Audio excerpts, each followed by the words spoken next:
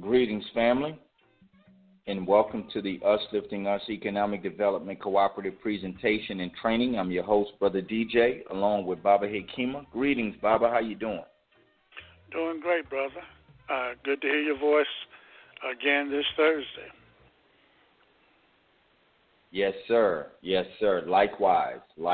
And greetings to all of you that are already calling in to the switchboard, and those of you who are listening in via the internet from all over the world. I want to thank you for taking the time out to join us on this call tonight or this afternoon, again, depending on where you may be in the world.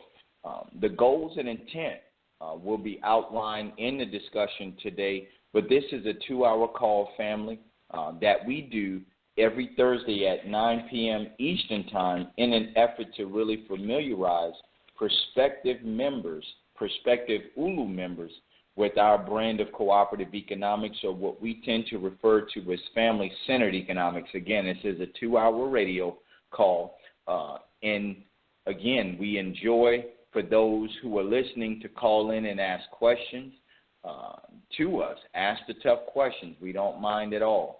Because that helps to strengthen our process. But again, this is a 2-hour broadcast every Thursday at 9 p.m. Eastern Time, in an effort to really familiarize the family with Us Lifting Us Economic Development Cooperative. We want to thank everyone who, again, is taking time out to listen to this conversation tonight, and we hope that you are informed, inspired, and that ultimately you take action and become a member. Did you have anything you wanted to add, Baba Hekima, before we get started with our conversation this evening?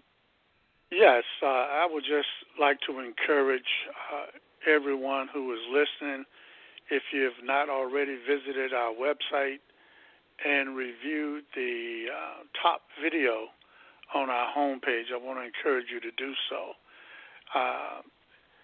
Because if you would get a lot more out of this presentation.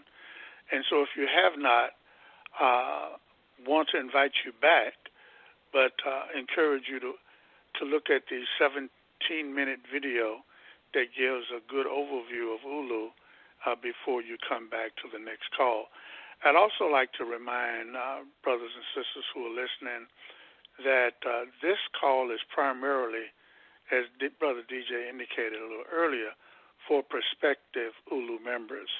And so you'll hear us cover some of the same information from week to week, because we want to make sure that new people who are coming to review and analyze and do their due diligence has the basics, the fundamental information that they would need to make an informed decision. So, and I just want to add my voice to yours, Brother DJ, and welcoming the family to our Thursday night international radio and call-in show.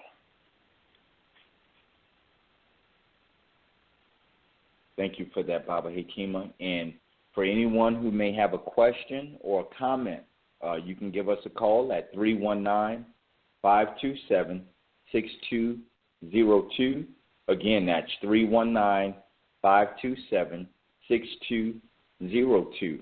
And when you call in, just simply push the number 1 on your phone, and it will highlight your phone number, and we'll open up your line to allow you an opportunity to ask a question or give a comment. Again, just push the number 1 on your phone, and we'll open up your line to allow you an opportunity to ask a question or give a comment. All right. And so, Baba Hekima, as we oftentimes do, we tend to chuckle from week to week at some of the goings-on in mainstream politics, specifically with this administration and some of the fumbling and bumbling that takes place, the missteps or what have you. But, of course, as we always say, this is no laughing matter, and it's certainly not a joking matter if you're black or if you're of African descent in this country. And so starting this particular conversation, Baba Kima, around black economic empowerment, black economic liberation, what is the right type of mindset that goes in to even have a dialogue of this kind so that we can really not only touch on the topics that are necessary, but in order to bring forth a viable solution? Well, thank you. And you talk about the right kind of mindset, and I reflect on some of the words you often use when you refer to becoming an adult. And what does it mean when a people mature and become an adult? An adult, essentially, in a political sense, is a people who've reached a level in their thinking and in their spirits and in their psyche where they are not looking for permission to be granted to them to exercise authority or to do what it is that they have to do to take care of their fundamental needs and to protect their interests. So the mindset, as you indicated, is very important. We feel that ULU, Us Lifting Us Economic Development Cooperative, comes out of an appreciation for the fact that we have full responsibility to address our own needs and to do whatever we must do to ensure not only our survival, but to ensure a reasonable quality of life for our family members. And so that's the mindset that ULU comes out of. But I also think it's a mindset that our people in the West are coming to. In other words, we're coming out of a fog, I think. Even though we can look at a lot of the missteps, the buffoonery in our own community, a lot of things we point to that are negative, that are not on point, but there is so much that we can point to that gives me confidence that our people are moving beyond traditional hopes. You know, there was a time when you would hope for a good education, get that high school diploma, that college degree, and that would set you for a lifetime. There was a time when we had this hope that if you secured a good-paying job with a Fortune 500 company, then you're set for life. There was a time when we thought that if you elected the right person to political office, you know, and got our people in the office, then everything would be good. And so much of those hopes have been stripped away, and more and more of us are coming to a sober position that that we have to ensure our survival and well-being. Dr. Clark really summed it up in a very few words, and he says that freedom is something that you take with your own hands or you don't have it. And that's profound. So I think more and more of us are coming to that realization that ultimately we're responsible. That's not to say that we're not being treated in an ill fashion, treated wrongly, dominated and oppressed. But once you internalize the fact that the oppressor is not doing what they do by mistake, it's by design. So you can't then turn around to the oppressor and assign to that force or that group of people or that entity the responsibility for lessening your suffering when it is their purpose. It's intentional. So when we talk about that mindset of being an adult,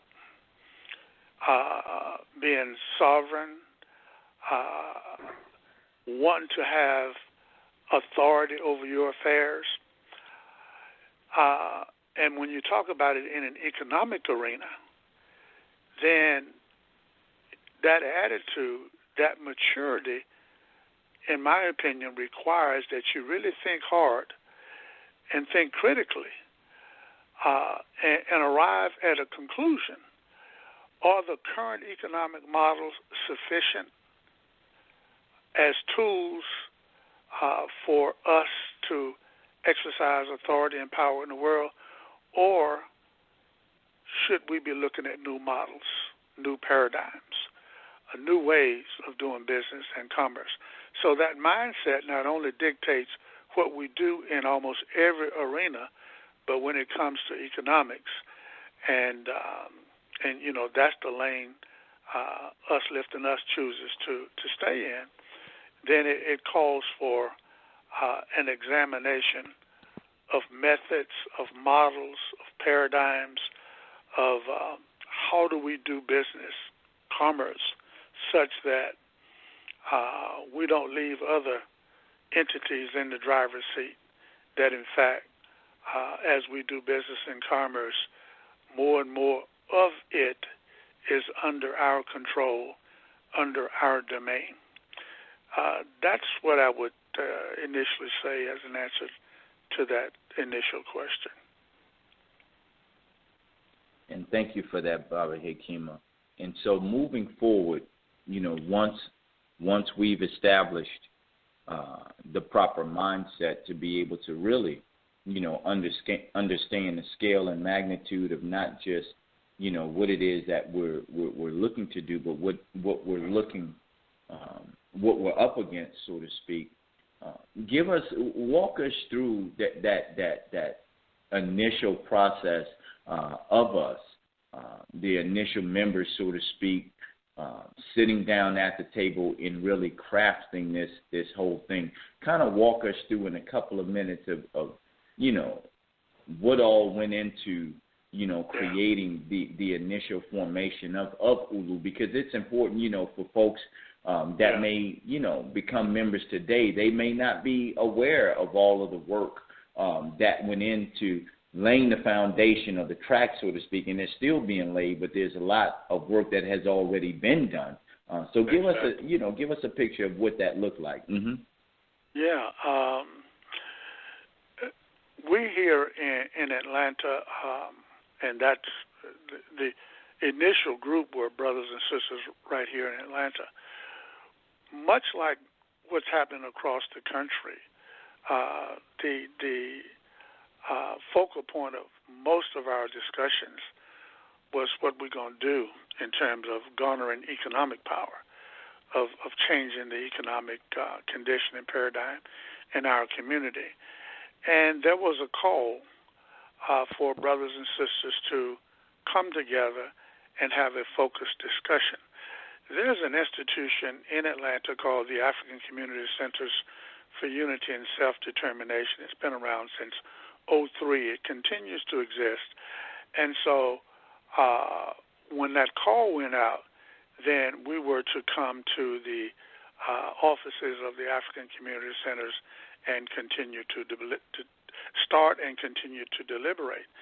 And the level of commitment on the part of the brothers and sisters who came set a schedule of coming face-to-face every week and to hammer out something that we could offer to the community as an alternative to what was happening currently in terms of economics.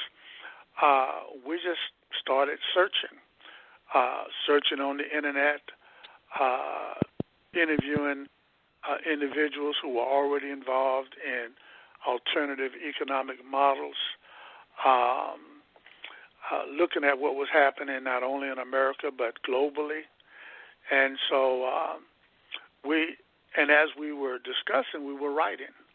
And we were also studying law. We were looking at the statutes in terms of non-profit formations, cooperative formations, legally, and just doing our due diligence. We had the advantage of being here in the South, there's a 50-year-old institution here who's headquartered here in Atlanta. That's the Federation of Southern Cooperatives, and it's an umbrella group for black co-ops throughout the South, several states. So we had the advantage of looking at their website, being able to talk to some of their people. I had been involved minimally in activities with them previously, so we were able to reflect on that 50-year history as well. We also had the advantage of having brothers and sisters who had gone to Europe, in specific to Spain, to study a very successful co-op model in Spain, and had the benefit of their direct experience and knowledge from having not only visited them, but having studied it and analyzed it in a broad way in terms of the implications that it would have not only in America, but also in the black community. We also had the advantage of the utilization of a law firm that helped us to put on paper in a legal form what it is that we had compiled. And, of course, Brother DJ, you were there. And later on the broadcast, I'm thinking that Brother Kimbisi will be on the second hour. He was there as well. There were several other people. Some of us have stayed, some of us have not. But the time was right. The community the community is still demanding that we put on our thinking cap, that we do the research, and come up with models for economic activity, for business, that would give us a greater advantage over what we had done in the past. And so in 2000, and that started in 2011, and in 2012, we initially created ULU as a C Corp, and we continued to study, and we actually dissolved that structure, and in June of 2013, reconstituted ULU in its current form as a limited liability company. And the reason we did that, we knew we could not be a co-op under the Georgia statutes or any of the state statutes that we knew about, because we wanted to be global, we wanted to be for-profit, and there are other things that we wanted and are that just couldn't happen under those statutes. So we naturally gravitated to becoming a C Corp and did so. But as we continued to study, we found that many brothers and sisters or persons in the co-op movement globally were beginning to use LLCs to do everything that they needed to do under the co-op statutes in the country or in the state where they were. And when we examined those and then got further legal advice, then we made the switch. And it was the thing that really made it a lot more simpler and straightforward and not have to jump through too many hoops. And so in a nutshell, that's how we came to be. And the flight path, I should say, that we were on in terms of study and analysis, we're still on that. And we believe not only in collective economics, but we believe in collective wisdom as well. So we are continuing to pool our resources, including our intelligence, our knowledge, and that's an ever-ending process. Thank you for that, Bob Hakima. And so, ULU, or Us Lifting Us, as we, as it's publicly titled, and is not the typical cooperative, so to speak. But it's like, you described it last week as a co-op on steroids. Go ahead and give us, the reasons why ULU is situated from the power dynamic, from the black economic power dynamic, to do so much good for us as individuals, as families, and as community. Yeah, certainly nothing small is going to make that much difference for us as a people. Mm-hmm. So from day one, we were thinking big. And so we had to create a structure, a legal structure, an administrative structure that would allow us to accommodate hundreds of thousands of members, eventually millions of members, and that those members would not just be individuals, but would be institutions as well. A church can be a member, a sorority can be a member, an association can be a member. But not only a large platform, but we saw it as being global as well. So a platform that would allow us to have members globally in other countries. And as I spoke earlier, there was a fairly successful model in Spain that had created more than 100,000 new jobs, not just jobs, but well-paying jobs, but not as just jobs or even well-paying jobs, but created it in an environment where the workers were the owners. They weren't working for somebody else. In other words, the jobs they gave themselves. 100,000 and more jobs created out of a co-op. When we first learned about it, we called it an experiment. It's much more than experiment. And so we were thinking and are thinking in terms of large scale. Most people in the co-op movement globally have struggled with scale. Very few of them have been able to grow into the tens of thousands, hundreds of thousands, in that range. The basic reason they have not been is that the legal statutes that created them almost relegated them to small scale from the beginning. And so it was very instructive that we broke out of that mold very early and became a for-profit enterprise without the restraints that you would normally engender from the statutes the way they're written. And we know that through everything that's occurring, that what we are feeling here in Atlanta, we also feel in L.A., we feel in Toronto, we feel in London, we feel in Johannesburg. So our people are culturally united globally in many ways.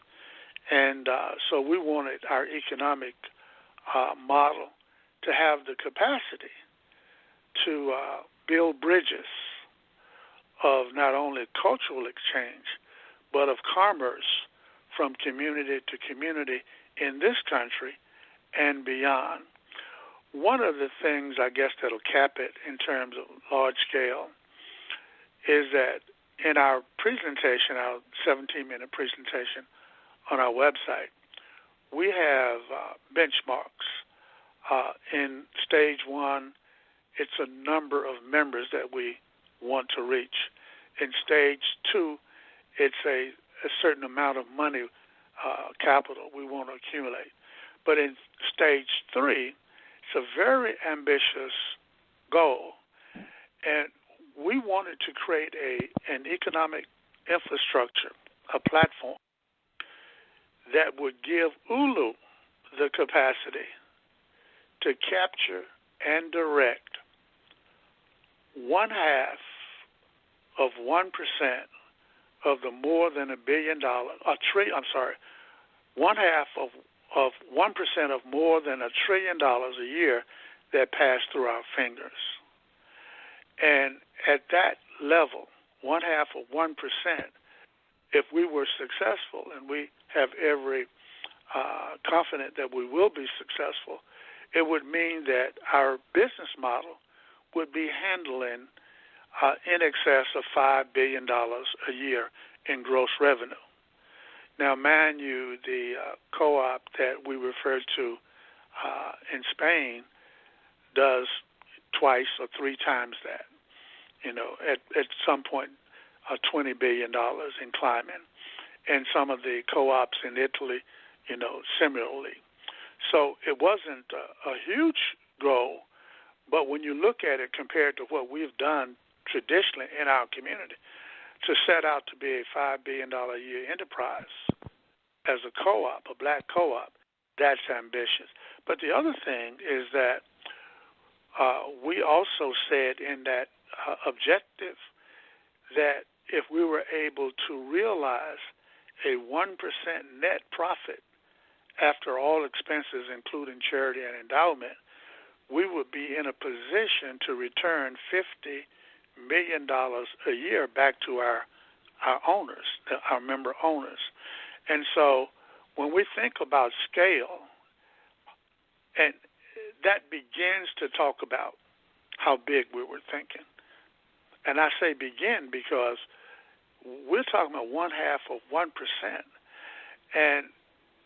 And certainly the model as we perfect it, and then we're not opposed to other people using the model. Hopefully it will stimulate all kinds of creativity in creating models that you're used in rural, used in housing, used in manufacturing, used in transportation, whatever. And these models can allow us to transfer and redirect much more than 0.5%.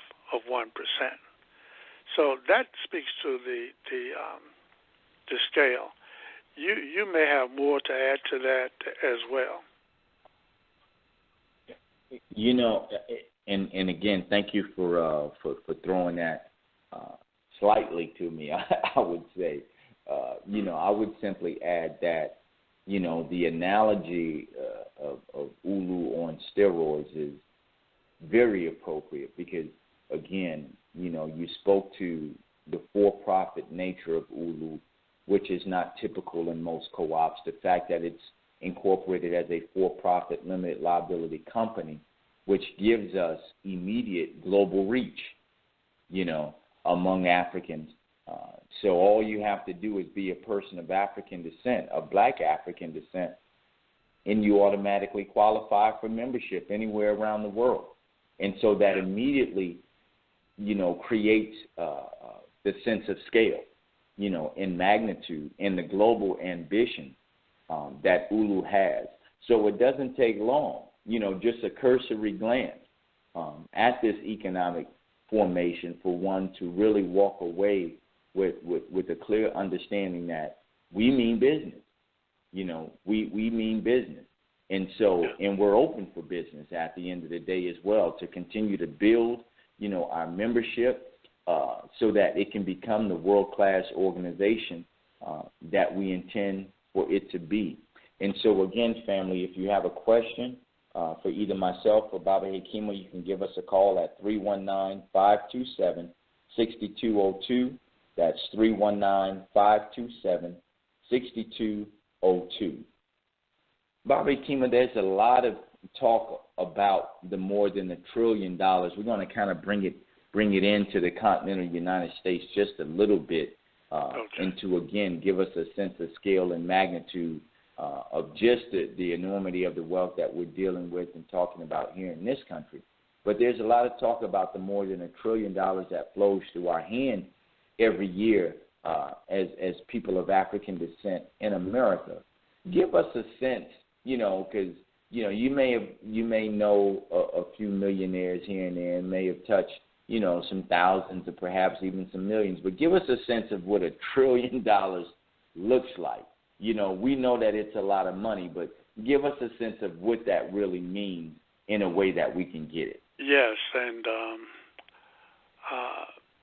we typically say it's a lot of money, right? It's a lot of potential wealth and power. Exactly. But there's a good exercise, and it's on our website as well.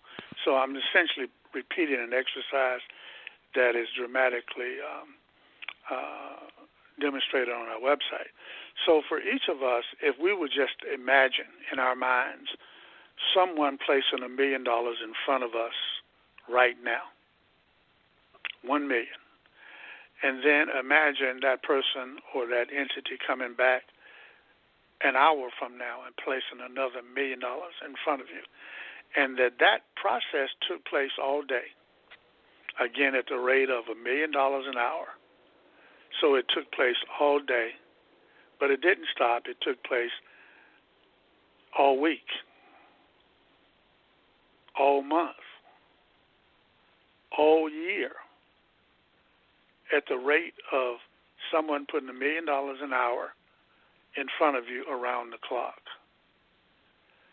It would take 114 years at the rate of $1 million an hour to reach $1 trillion, or close to $1 trillion.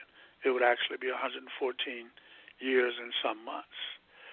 That's the amount of potential wealth and power that passes through black hands in America on an annual basis, not since we've been here, but just in 1 year.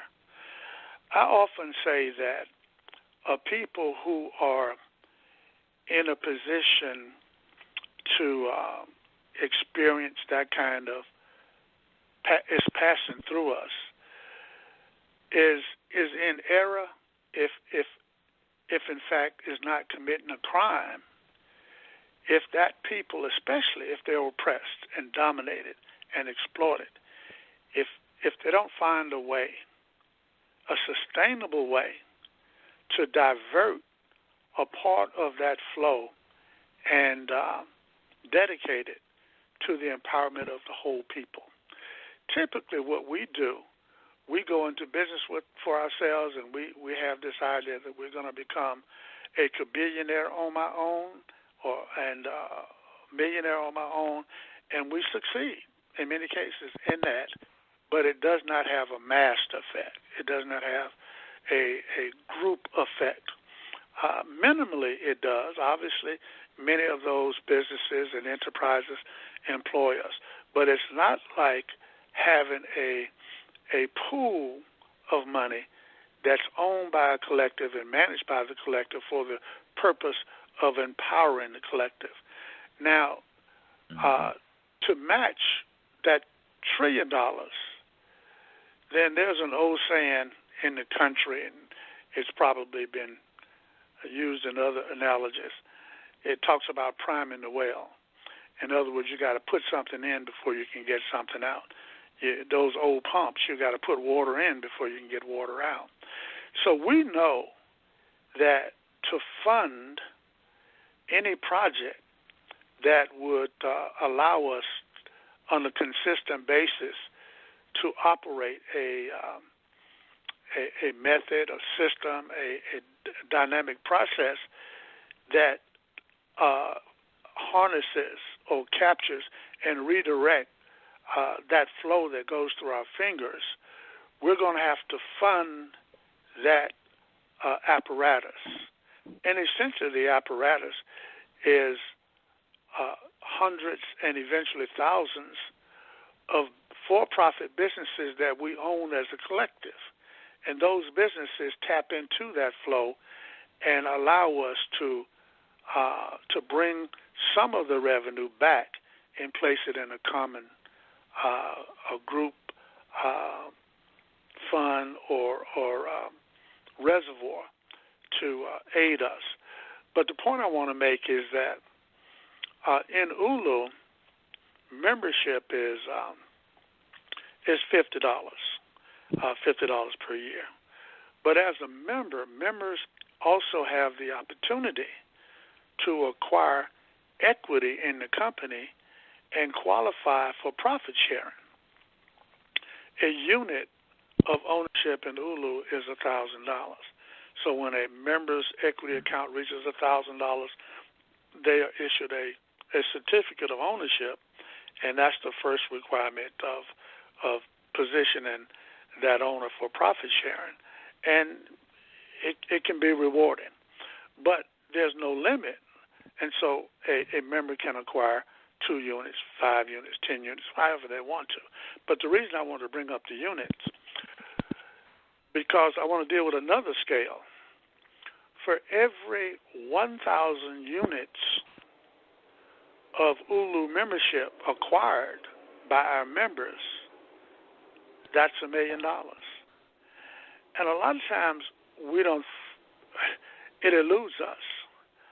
I mean, we're used to going to basketball games, high school, and even junior high school, and there are thousands of people in the stand.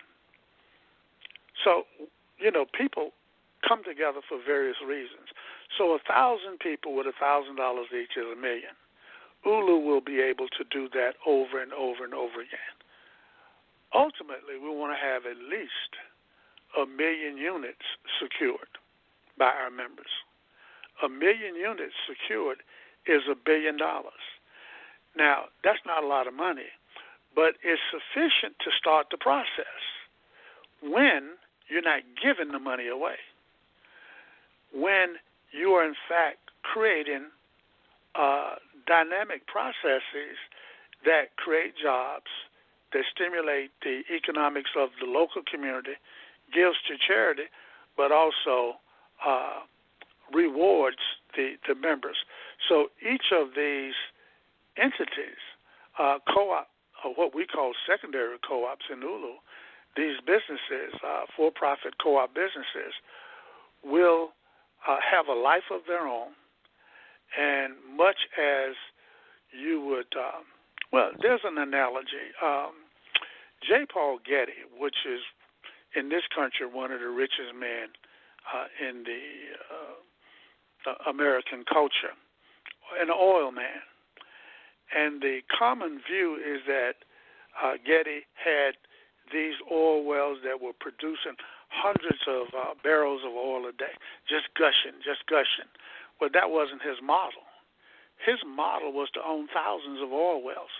Some of them didn't produce at all. Some of them produced very little. But because he owned so many oil wells, the combined quantity or flow that was under his ownership meant that he was very successful and impactful in the oil industry. Similarly, ULU plans to have hundreds and thousands of for-profit businesses, small, medium, and large. And not every one of our businesses will be pumping, oil, shooting oil, so to speak, into the sky. Some of them will be marginally profitable. There are going to be some of them that might even fail. We may have to close or modify. But because the idea is that it's of large scale, then the combined flow coming from the hundreds and eventually thousands of businesses that we would own would be significant, such that we're in a position to make some major moves economically, but also to have enough penetration from an economic perspective to have influence in other areas of the social life of the communities and nations where we live.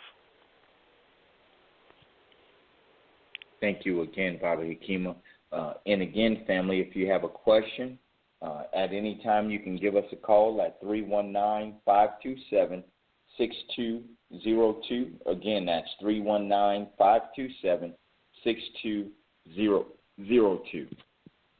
We've got about 15 minutes left in the broadcast, Baba Hekima, and this time has flown by.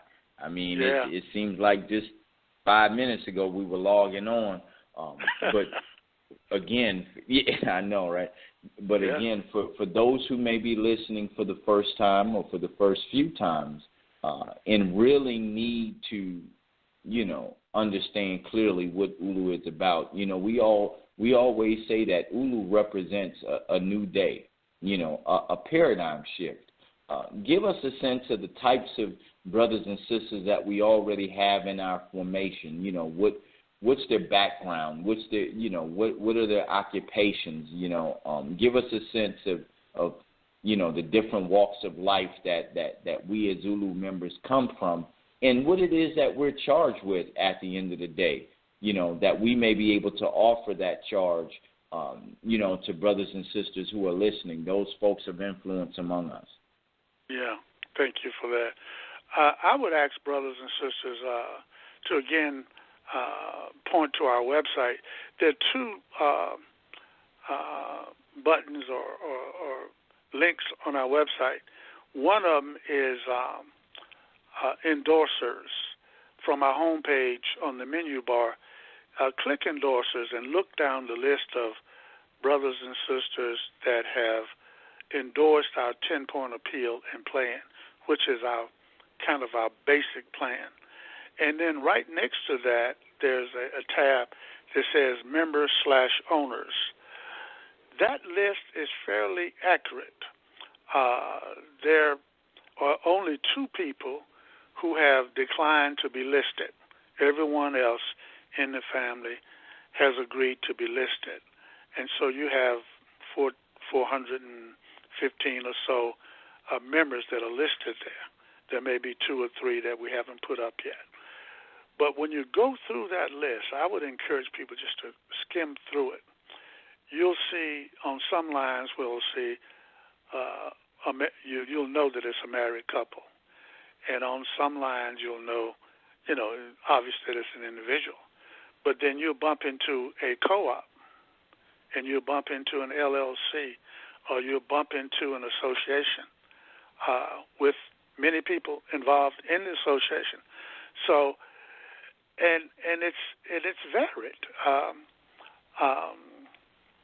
One of the civil rights icons, C.T. Vivian, is a member, and then you'll go and you'll see the name of other brothers and sisters who you would think were radical and revolutionary, and you'll see them as members, and it's all over the place. And we have members in a minimum of 8 countries, and skill set.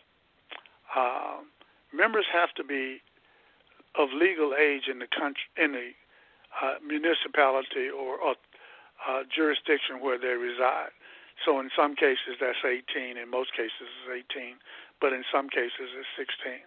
So, and then you'll have brothers and sisters who are older. But it runs the gamut. Educators, engineers, business people. I would dare say, Brother DJ, that probably, I would think a third of our members are business owners, if not more. Mm-hmm. It may be 50% of our members are business owners. And a lot of times when we're talking about co-ops, they are different than a regular sole proprietorship or partnership. But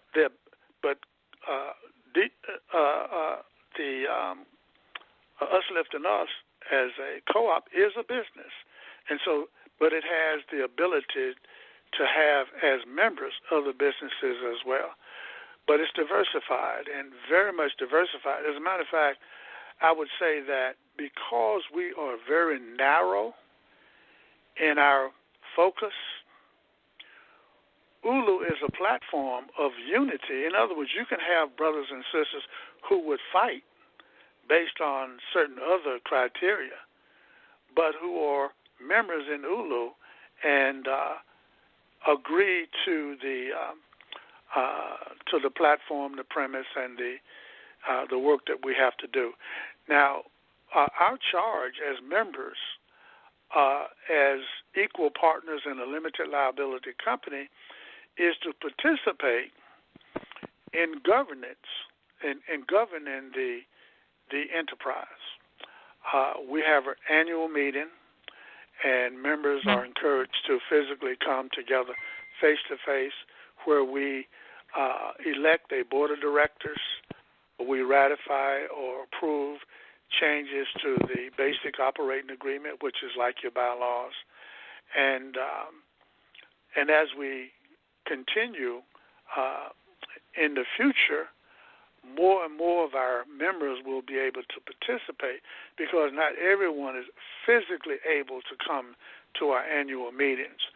So we are aware, and there's language already in the operating agreement that will allow us to develop platforms where participation to some extent could be electronically facilitated as well.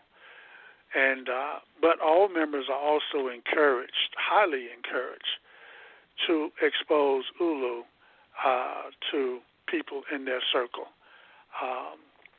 So that would be what I would give to answer that particular question. Did I miss any key points? Okay. No, you actually hit them all and was very concise, and we've got about 10 minutes left. But I would ask you to, go ahead and give us the requirements for membership, how much membership is, what does it entail, and what is the next step for folks that are looking to go, beyond the membership, so to speak, and take the next step into, becoming an actual investor. Go ahead. So, for any brother or sister who is seriously concerned about the plight of our people and who recognizes the importance of us being able to control the economics of our own community, we ask that brother or sister, that leader, that member or administrator of an institution, to take a serious look at our model. And if a brother or sister is not does not feel that we need to control the economics of our own community, then you're looking in the wrong place, because everything that we do is geared towards us controlling our economics so we can control the other aspects of the life of our communities and nations.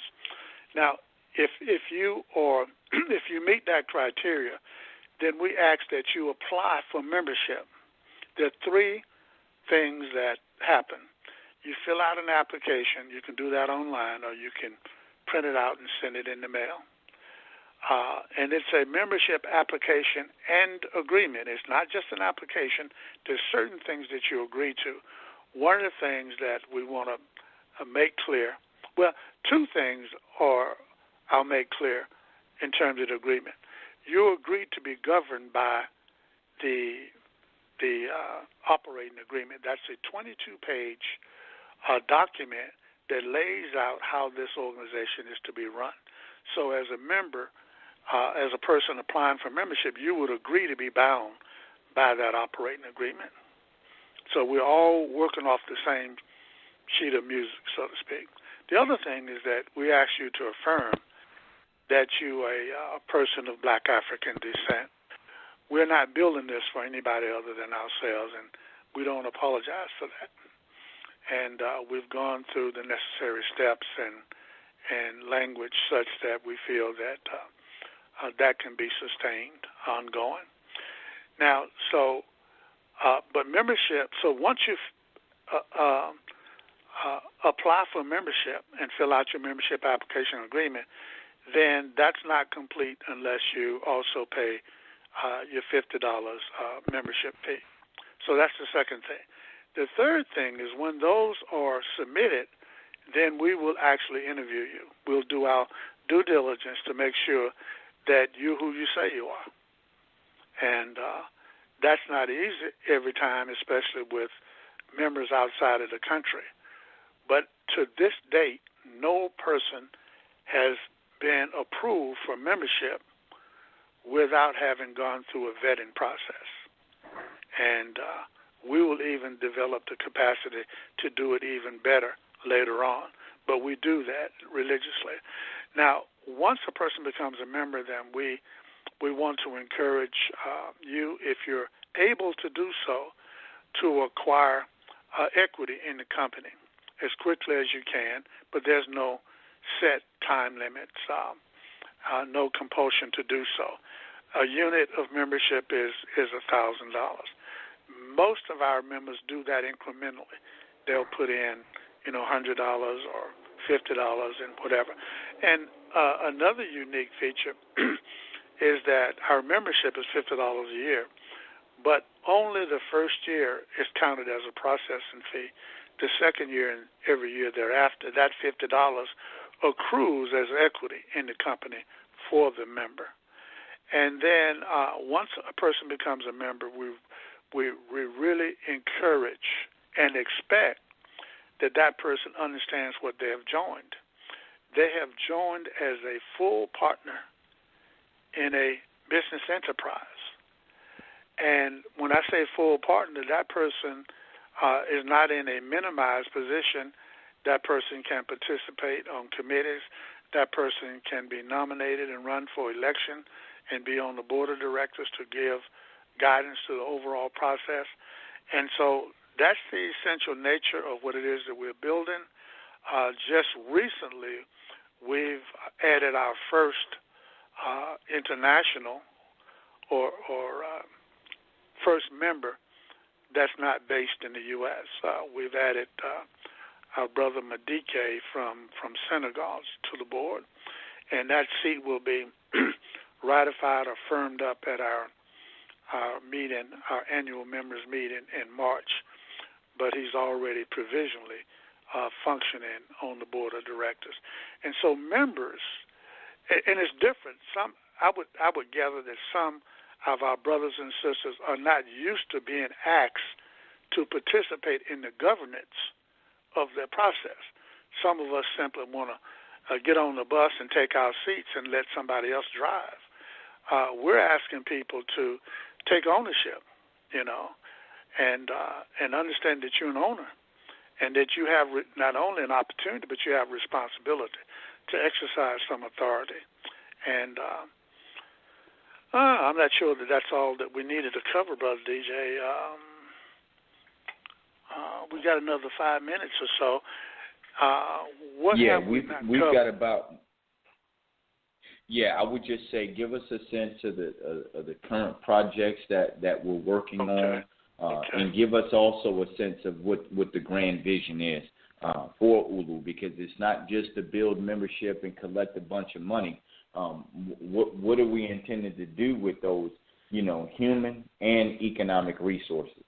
Exactly. Our primary business model is what we call the Us Lifting Us market and exchange.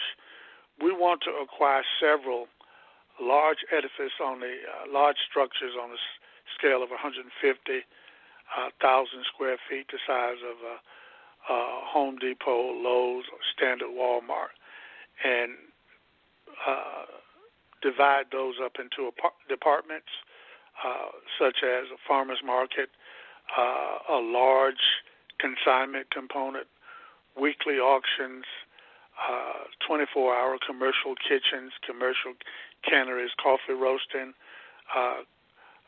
coffee shop and networking lounge, movie theater / event hall, several, office space for rent, classroom space, but most of the space would be taken up with specialty stores, booths, tabletop space, kiosks,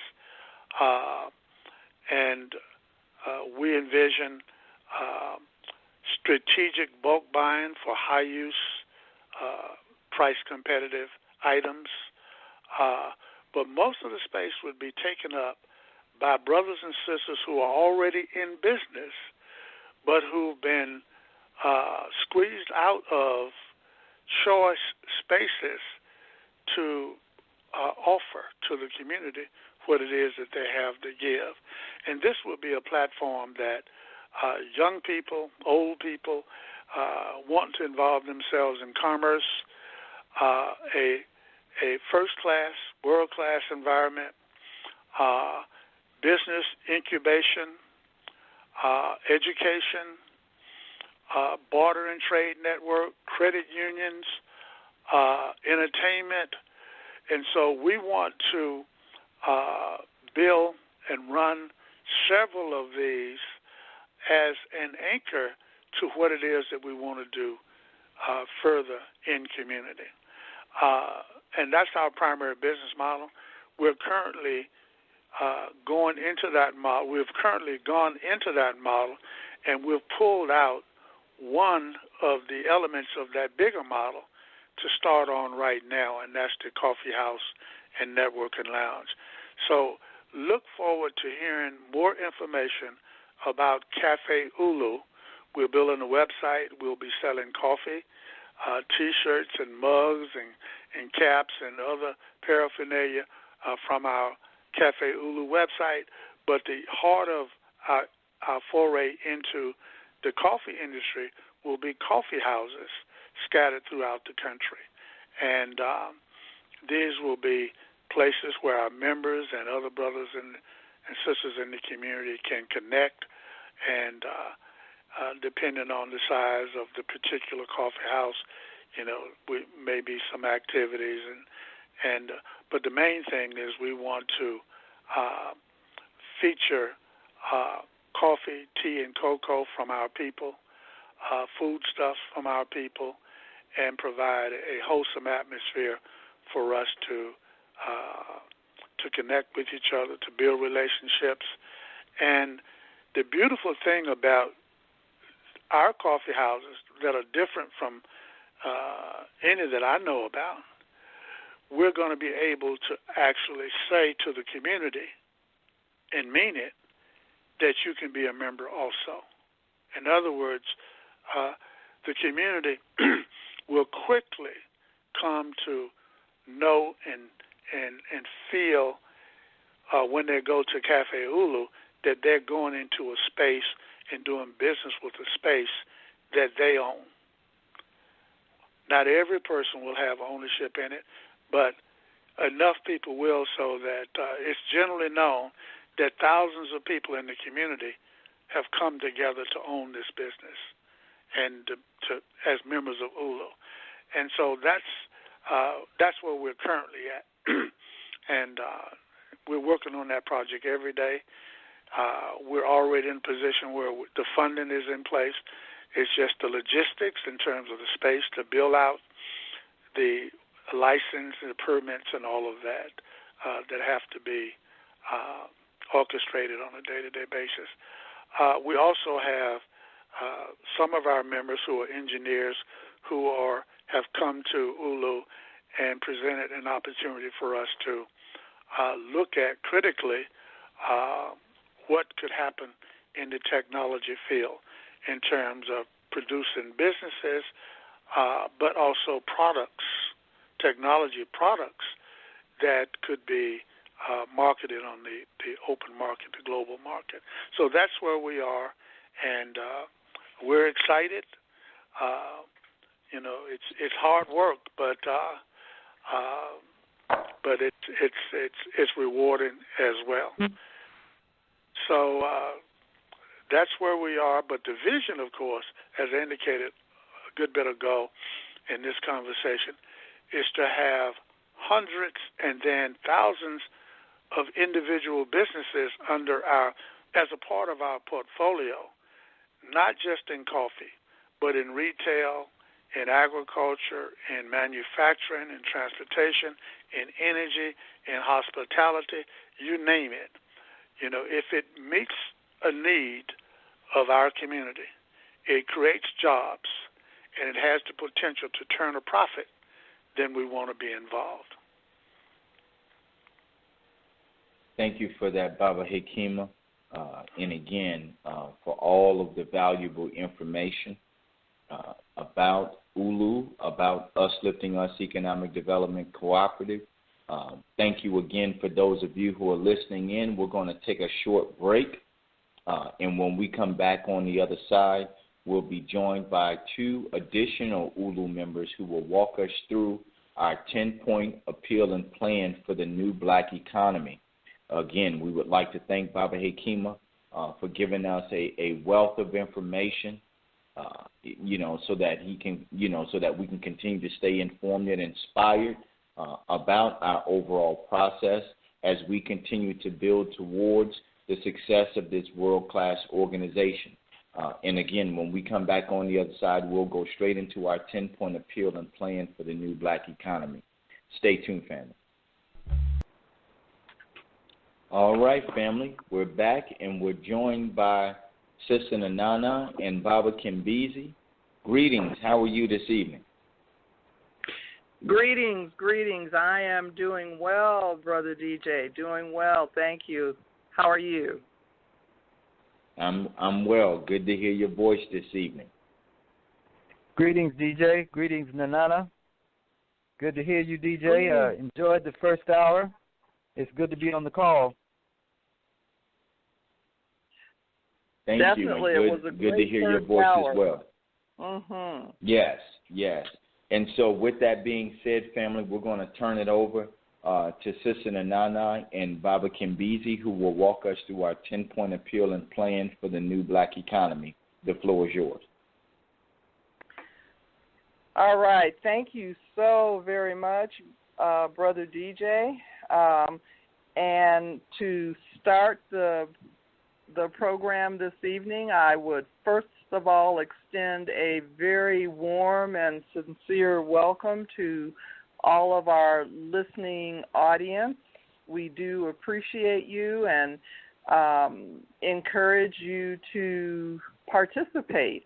For those of you who are not familiar with our format, let me just share with you, first of all, the call-in number is 319-527-6202, 319-527-6202, and then press the number 1 on your dial pad so that we will know that you're waiting to participate with us. This is the part of the program that provides a training and education, not only for active and current ULU members, but also for those who are looking to become part of ULU. We will be reviewing the 10-point appeal and plan for the new black economy, and we'll be focusing in on one of the 10 points. We do that each Thursday, and on this particular Thursday, we'll be focusing on point number 5. Point number 5 is what we'll be focusing on this evening. So, Brother Kimbizi, would you like to add anything to that for our listening audience? Yes. We're also very fortunate, very blessed to have joining us later on in the hour, Professor Baina Bello from IT. And so we're excited. We're looking for a really dynamic and powerful program this evening. So, like the song say, get your mama, get your sister, get your brother, get your baby, get everybody around the radio to the broadcast tonight. We're going to have a really dynamic and impactful broadcast. So with that said, I give it back to you, Sister Nanana. Well, thank you. And that is very exciting to hear, and I'm looking forward to hearing from Baina Bello to hear what she has to share with us, and we feel very honored, certainly, to have her as a guest on our member spotlight this evening. So with that said, let's move ahead and review our 10-point plan and appeal for the new black economy. For those of you who have access to a laptop or to a computer, you can dial into the ULU website, usliftingus.com. That's usliftingus.com. And the 10-point appeal and plan is the very first item that you will see on the website, and it is in a PDF format if you would care to print it off. But this particular plan gives in a capsulized form the very foundation on which ULU has been built. So let me go ahead and read through that. Current events and the general unrest of the times call for radical change. The following points provide practical and necessary steps for a new and positive existence for us today and for future generations. Point 1, as Black people, we take full responsibility for the economic destiny of our communities and nation. 2, Black persons and Black institutions, especially the Black church, join together as members in a large-scale, cooperatively owned business enterprise to pool our resources. Point 3, this cooperatively owned business enterprise is reflective of our unique culture and interest in the world.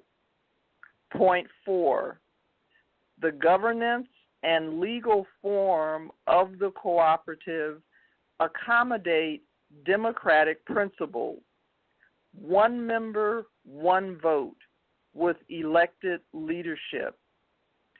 Point 5, only members of the cooperative and not the public have the opportunity to secure ownership units, that is, equity, in the business enterprise, with the potential to amass billions of dollars for community development.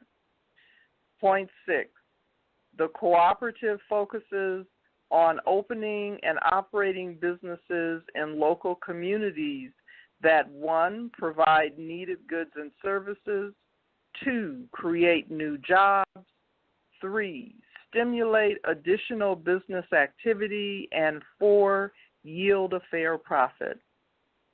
Point 7, the cooperative is driven to duplicate and expand into hundreds and eventually thousands of businesses, all owned and controlled by the collective. Point 8, the net profits from overall cooperative success are used to 1, reinvest, 2, for the distribution of grants and endowments, and 3, direct returns or dividends to members/owners of the cooperative. Point 9, the large-scale cooperatively owned, group-owned business enterprise functions as a catalyst and central element in building and sustaining the new Black economy, one that gives power to our people. Point 10, Us Lifting Us Economic Development Cooperative, LLC, serves as the aforementioned model.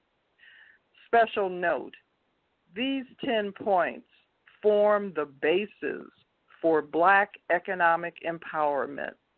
The security and welfare of our people starts with our determination to control the economics of our communities and nations. Black people and Black people alone hold the key to the gateway leading to their freedom. This statement was taken from the Philosophies and Opinions of Marcus Garvey, 1923. So that is our 10-point appeal and plan, and this evening we're focusing on point 5. So once again, point 5 is only members of the cooperative and not the public have the opportunity to secure ownership units, that is, equity in the business enterprise, with the potential to amass billions of dollars for community development, So, Brother Kimbizi, that 0.5, I judge, is a very strong point. And I'm going to ask you to help us start our training and education portion this evening. The question that I would pose is, why? Why do we have 0.5 stating the structure of the business enterprise in this manner? Can you give us some details around that? Certainly, Sister Nanana, and that's a key question. It has to do with the fact that this economic cooperative is going to be a multi-billion-dollar enterprise. It's going to pay millions of dollars, both in resources to build needed institutions in our community, as well as pay dividends to member owners. And the reason that the wording is the way that it is that in order to participate in Us Lifting Us, you must first be a member of the cooperative. And as was stated in the earlier hour, only black people of African descent are eligible to be members in the cooperative. And so what that does is it protects our ability, that is, black people of African descent, both in this country, in the Caribbean and throughout the diaspora, and certainly on the continent, are the only ones that will benefit from this economic engine. And that's as it should be.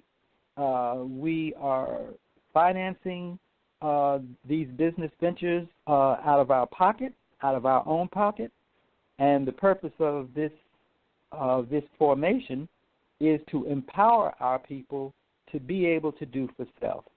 And so we're just making a very clear statement that this is an organization that is dedicated to the upliftment of black people of African descent.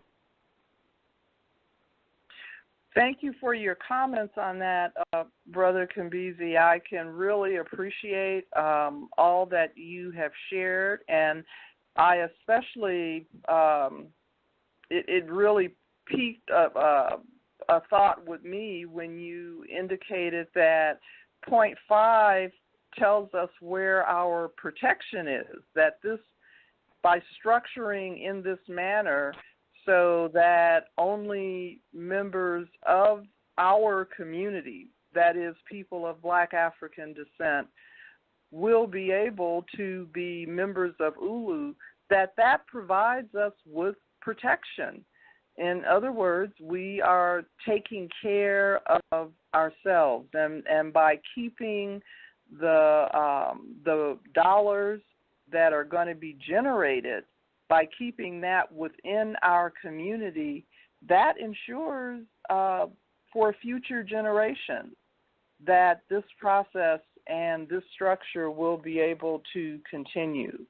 So it makes perfect sense to me that we're not about the business of allowing these dollars to go outside of our community.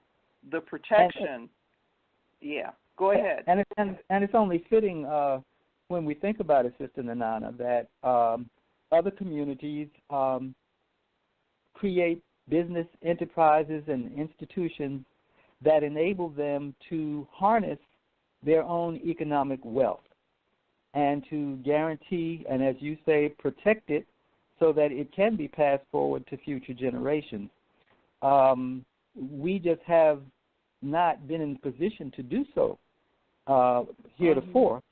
And now, after all these years of observation and struggle and learning from our struggles and understanding how you build wealth, this became a clear and very necessary first step in guaranteeing that we would be able to pass these dollars and these other economic resources on to our children and their children, thereby guaranteeing our future.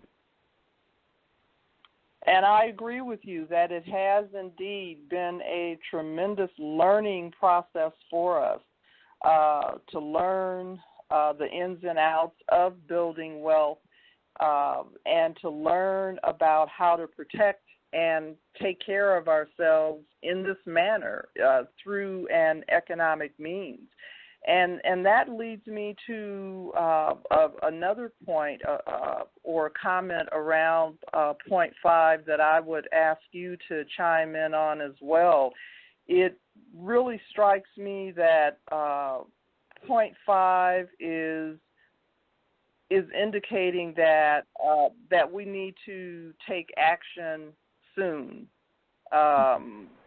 It's structured sort of like a lifeboat. This is our survival. And so I would ask you to comment on the timing factor of our community joining in and becoming part of this, as well as what mechanics are available to assist people in becoming full member owners in ULU. It's interesting how prescient the 10-point appeal and plan document is. In that opening statement, Sister Nanana, where it says current events and the general unrest of the times, speaks exactly to where we find ourselves in 2017 under the current administration. I'm not sure how other people see and hear the news, but what I'm seeing is the meltdown of the American ship of state. It's like we're on the Titanic, and the ship has already hit the iceberg. And what we're witnessing under the administration of Trump and company is the tearing down of the what they call the administrative state. They are in there to destroy the government as it has come to exist. And so what that means is that we have to have an alternative now. This is not something we can put off for another 24 months or 48 months. We've got to get busy building an ark or lifeboats or the mechanisms that will allow us to continue taking care of our needs and our wants under our control.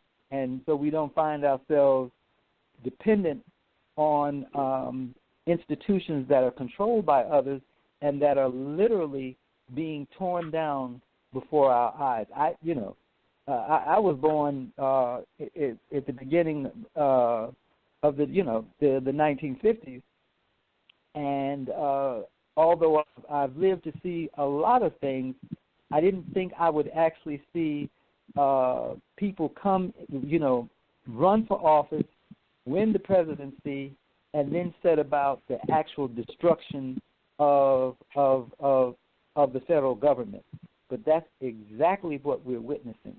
And so, it is imperative, and it really means that we have to get our arms around our own affairs, get our own house in order, and build those institutions that will enable us to survive the collapse of the systems that have been around for so long. But the good news is that in the midst of that collapse, is our opportunity to build the institutions that we need. capitalism is the economic model that was put in place to continue to enslave African people. It came into being for that purpose, and it still exists for that purpose. So when we witness its breakup, that's good news for us. But if we don't build our own institutions, then we're going to be in the ocean without even a life jacket. Wow. I've liked that analogy that you have shared, that the ship is sinking as far as, yes, and that ULU is in fact the lifeboat, and that ULU provides us with protection as this ship is sinking and into the future, most definitely. And so I judge that now is the time. Now is the time for those of Black African descent to become member owners in ULU, that there are specific mechanics that we have available to assist people in not only being members, but in purchasing their shares. We have the Power of 100 program, which allows people to, on a monthly basis, to put money into their capital account until they reach the amount required to purchase one full share, which is $1,000. Or individuals can make a decision to do any amount that they want, but that this is definitely possible, and it's a must.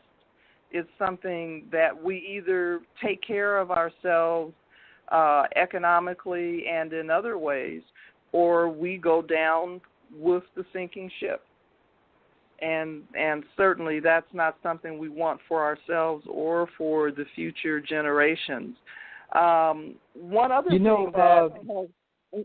yes.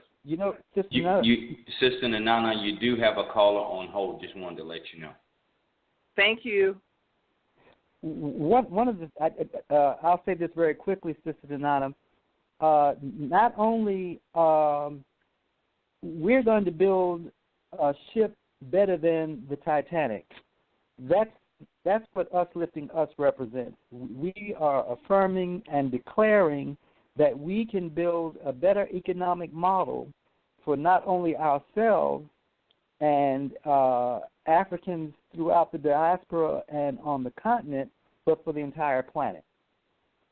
We're saying that we can build an economic model that allows every human being to have the necessities of life, food, clothing, and shelter, and the opportunity to grow into healthy and fully productive persons, and take better care of the resources of the planet. In other words, take better care of Mother Earth than is being done under the current existing model. So when we say that the Titanic is sinking, we are also affirming that we are on the cusp of building a model that is far superior to what Europeans have given to the world, which is basically a massive system of exploitation, oppression, and extraction and destruction of the resources of people and the earth that only benefit the 1%. We are going to build a model that's going to benefit the entire planet. So, while we witness the sinking of the Titanic, we're quite clear that we now have the opportunity to launch a far better ship. That's an excellent point, that our cooperative economic system is superior, no doubt. It is definitely superior than the capitalistic system that we have been involved in and exposed to. And Brother DJ indicated that we have someone holding, and I'm thinking that might possibly be Professor Bahia Bello. And so let's go ahead and open the line and take the question or the comment, or see if it is Dr. Bello, and we can start our dialogue with her. All right, Brother DJ, would you open the line for that caller? Yes, we've got 4734. 4734, your line is open. Welcome to the broadcast. Good evening. Good evening. Good evening. Welcome. This sounds like it is Professor Bahia Bello. Is that correct? That is correct. I'm Bahia Bello, and it's a pleasure to exchange with you this evening on your program. Thank you so much. Thank you so much for being with us this evening. We certainly are honored to have you participate with us in what we refer to as our member spotlight this evening. Myself and I know I speak for Brother Kambizi as well. We're excited to have your participation. And we'd like to start out by asking you if you would share with our listening audience how long you have been a member of ULU, and what was it that attracted you to become a member of ULU? ULU, to me, is a vital part of the development of our people. No one can talk about development or progress or advancement for anyone if we don't look at the economic side of things. And in fact, if we just think a little bit back on the Nguzu, which we often say it or talk about it during Kwanzaa time. 7 principles of Nguzu Saba. So you need faith, you need creativity, you must have objectives, you must have autodetermination, you must have responsibility, you must build unions and economic cooperatives. Those are 7 basic elements for any society that wants to go anywhere. Often we create structures and don't look at the economic side. So ULU to me was absolutely marvelous. The fact that I see here is a group of our people just taking that part of things into taking the responsibility to shape up that area, which is badly needed. But it's also important to understand money by itself is never going to bring anyone anywhere. See it in the Nguzu Saba. You must have faith in yourself. We must encourage each other to develop our creativity. Clear objectives must be set at every level, every step of the way. And in order to attain your objectives, we must give ourselves the practice of respecting our words. Because once you're setting the objective is nothing, it is accomplishing it that matters. And to accomplish it, you must have respect for your own self, so respect for your words. So once you say you want to do something, you have to work. That will build self-determination in us, the capacity that even when things get tough, you get tougher and go on to get to the objective. Then responsibility and working together, that's very important. And ULU is all that, because in order to do what you do, you must put a lot of people together to do the work, do every step. And all of that brings us to unity, and finally, that's it. It's like if we take ourselves, a people like a body.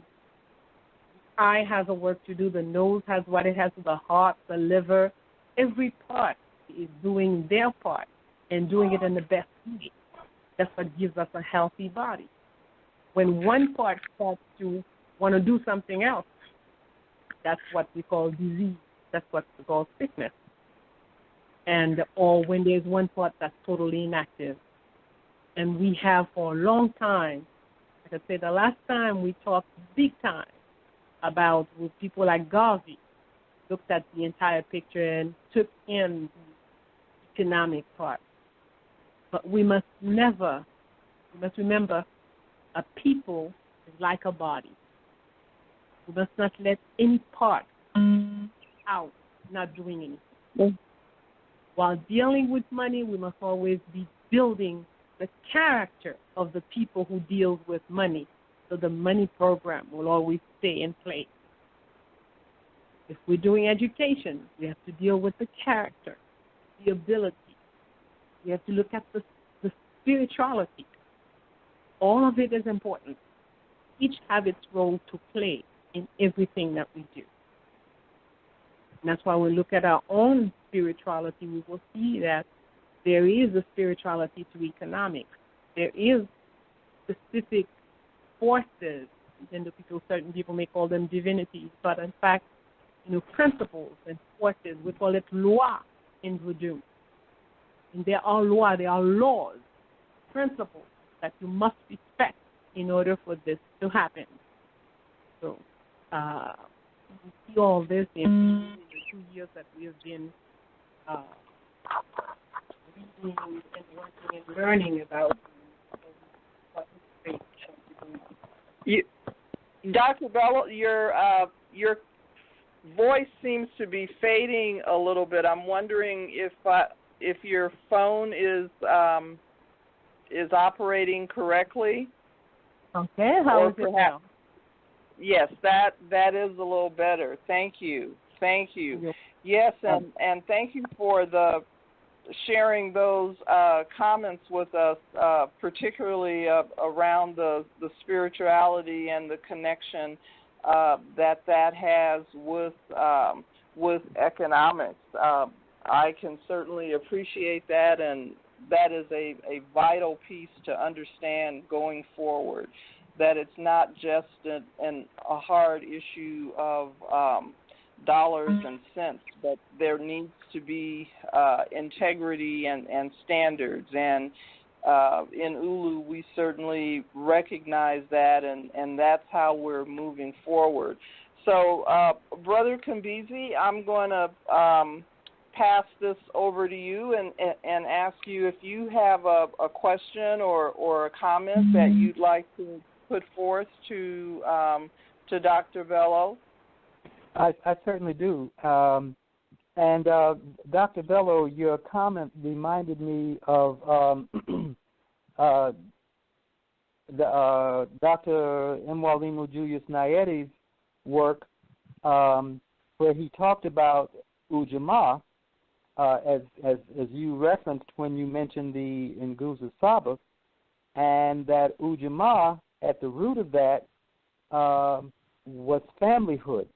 And so one of the things that we say as we are doing the work of building Us Lifting Us is that Us Lifting Us is family-centered economics, or said slightly different, familyhood that builds an economy. And I'm curious, from your work as a cultural historian, one who is intimately knowledgeable of IT and its struggles for freedom, have you seen examples of cooperative economics in your movements and studies in looking at the various groups of our people as they wage the liberation struggle? Where have you seen examples of us practicing cooperative economics? That's kind of question one. or would cooperative economics, had it been at the foundation of IT, would it perhaps have given the revolutionary struggle in IT a different trajectory? Among us, Gaza is a useful example of cooperative economics. And the Nation of Islam, for a long time also, had farms, produced food, sell the food at a better price to our people, have stores, had restaurants and whatnot, and really encouraged our people to, they would take people who were by the wayside, using drugs, totally down and out, and bring their spirit up, raise them, their inner self, their inner power, and then bring this person to be an entrepreneur, a businessman, running business and taking good care of his family, etc. So, yes, we've had quite a few. We've had a few. Perhaps what we have not had is, or perhaps I'm simply not aware of it because I don't know it, that it does not exist, but I may not know, may not be aware of it. To me, ULU is looking at the economics on a planetary level. And to me, that I have not seen yet, that someone was looking at it that way, that all of us, wherever we may be, for example, I'm in IT, I'm not very active because I'm often in IT for the time being, but we're thinking of ways to correct that. But I still can participate, and we're looking at ways to bring it, in fact, to bring branches into it.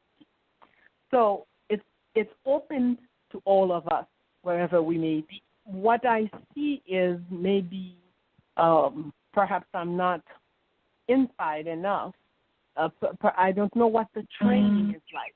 I often worry about all of our organizations. What kind of training do the people get that makes them and the objective of the institution become one?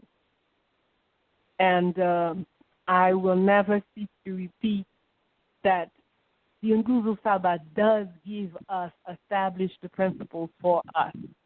And if whatever structure we are building, we do keep in mind the 7 principles, and we do put them in application, we really, that will help us to be more easily successful and to go further with what we do. In IT, the second part of your question, we had King Henry I, who was a marvelous man. In fact, the spirit of Shango. Shango is the spirit that makes money. So this is, when you look at somebody who comes from slavery, from all the years of slavery, and 2 years after independence, he takes the country in hand, and he's going to build hundreds of schools, hospitals, citadels, chateaus. He creates the money of the country, not just send to have it made, but bring in all the equipment and tools, and we minted our own golden and silver coins in Haiti. And we did it so well that we started other countries like Venezuela and Colombia asked us to make their money for them. So Haiti had a very good economic start with King Henry I. Of course, after his death, those who came after him really had very little understanding of a lot of things and did not carry on with what he had started. And on top of it, this is, we come to the guy who's going to sign to pay to France 100 million gold francs for our independence. So that's a big economic back step. Yep. And from this point on, it's been one thing after the other. But we have to mention people like Message Sage, President Message Sage, President Dumas Estimé. These are people who made a valuable attempt to revamp Haiti's economy and did quite a good job.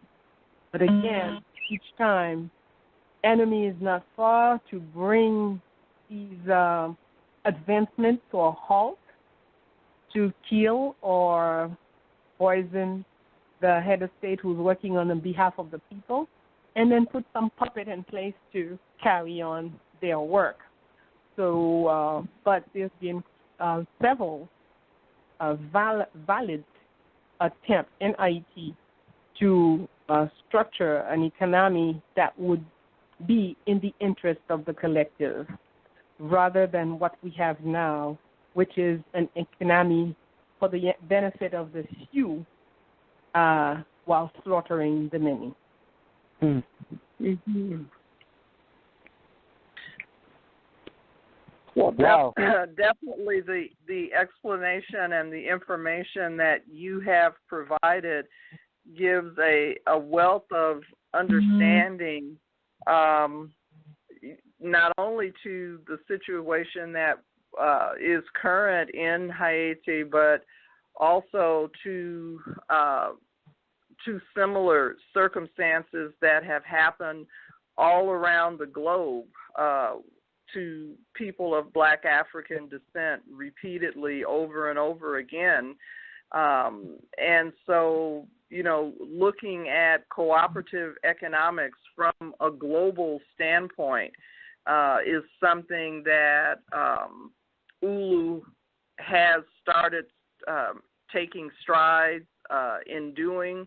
We do have membership such as yourself and others who are all around the globe, and clearly there is an understanding that our success is dependent upon us in many ways, succeeding as an entire world of people, and not just on any particular continent. So did you have another comment or question, Brother Kimbizi? If not, I did, but please. Yeah, I did just want to pick up on a couple of very profound points that Professor Bello made when she said that Us Lifting Us has a kind of planetary perspective on building this economic cooperative model. Thank you for phrasing it that way, Dr. Bello. It helps us to focus in even more sharply exactly on our work. And yes, we have a planetary perspective, and also plans that enable us to operate locally, so that whether you're in Atlanta, Georgia, or New York City, Chicago, whether you're in IT or some other part of the Caribbean or on the continent itself, the Us Lifting Us model can be launched. And for example, while our primary project is the ULU Mart, the very large 100,000, 150,000 square foot trading space, we are beginning with the launching of Cafe ULU, which is opening coffee shops beginning in Atlanta and other cities across the country. But Dr. Bello, the other thing that I wanted to touch on briefly with you, one is that, yes, we share with you the understanding of the importance of the Nguzo Saba. It's part of our ethics and values statement that's found on our website.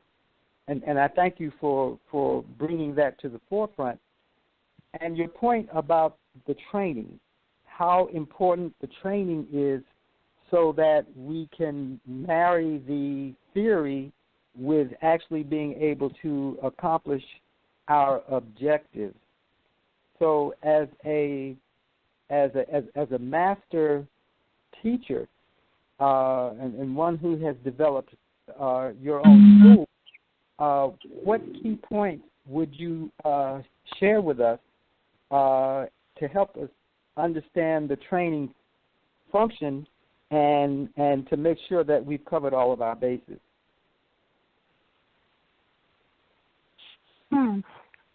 Maybe the first thing we ought to look at economics or finance, first of all, about trust.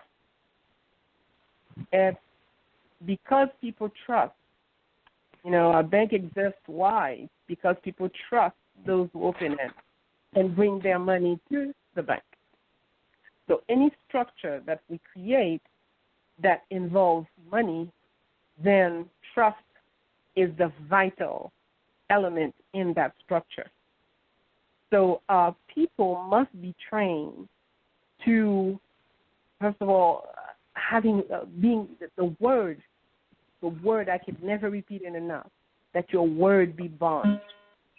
Because when I come one time, I come two times, and you tell me something and the next time is something else, trust is attacked and it's already the beginning of the end. So it is vital in the training that our people be trained to speak properly and to really develop this ability to bring the other person in confidence and trust and have the trust, the necessary trust. We have to, confidence is vital. Knowing, when you know your subject well, you know your area, your domain, whatever you're doing, you know it well, that will put others in confidence, will raise others to have confidence in you. But if you're not sure about a lot of things, or you're hesitating on a lot of things, or things change very suddenly, yesterday we were green, today we are red, with no explanation, no one understands why, that will damage the trust and it will make it more difficult to grow. So in the training, the respect, my word is bond and bond is life, is vital. In this kind of venture, the word must be absolutely bond. And that's how we're going to build trust among ourselves, and that's what will bring us to unity, too. So making people understand that the fact that you are handling other people's money is something of life and death. In many structures, there is no forgiving. You're not supposed to make a mistake because it's not your personal. It belongs to all of us, and we entrusted you the care of that. And so it must be taken care of properly. So the training must really make everyone, at whatever level they're working, understand their importance and how what they do today will impact on tomorrow. There is a young man that I was speaking to recently, and he says that he would like to see us create a fund so our children don't have to go into $50,000, $100,000 debt for university education. And it's a brilliant idea, and it is something that needs to be done if the next generation is going to, because now it's $100,000 and $200,000 debt, but in 20 years we don't know what it will be like. So we do need to look ahead and see how we can make sure we create a fund that would enable our people to go to school, to get the education they need without coming out enslaved in somebody's bank. So that is something that we have to look ahead, look at things. You know, when I think of ahead, I think of a woman like Tontoya who raised Dessalines. The woman was about to take herself off the planet because she didn't want to live into slavery. And then this other woman delivered a baby, and that mother passes and hands the baby over to before she passes, she hands the baby over to Tontoya and asks her to please raise him and make him know freedom. And she is going to stop what she had started for herself and go back to slavery for 30-odd years so she could raise a child that would bring us all out of slavery. That's vision. So when handing people's money, we must look ahead like this. We must look at what will things be in 20 years, and 30 years, and 50 years, and 100 years for that generation that will come 20 years, 30 years, 40 years down the road. That must be the thing.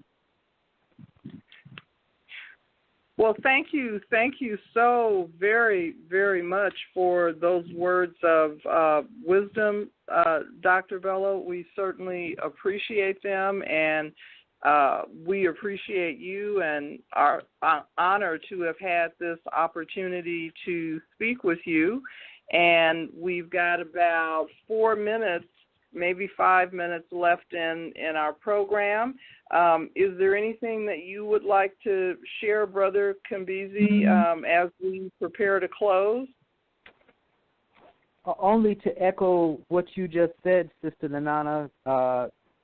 Deep gratitude and thanks to Professor Bello for being with us on the call tonight and just sharing these 4 points with us about trust and being knowledgeable of our work and handling others' money, understanding that this is life and death, and creating a fund for college so that our children don't come out re-enslaved. And then lastly, that point about the vision and looking ahead 30, 50, and 100 years is just profound advice for us. And I just want to say thank you, Dr. Bello, for sharing that with us. I thank you, and I will leave you while I say to all those who are listening, join ULU. It's important. No one will do for you if you don't do for yourself. And the care of your economics, of the way you live tomorrow, you have to take it in charge. So it is important for each one of us to have our own place where we put our own money and where we decide what happens. Take good care. Thank you for having me in your program. Thank you so much. Thank you so much. And with that, we'll go ahead and start to close out for the evening. Another Thursday night of our training for ULU, reviewing of the 10-point plan and appeal, and we'll look forward to next Thursday. Peace and blessings to all. Good night. Good night, Sister Nanana. Wow is all I can say. Good night, Brother Kambezi.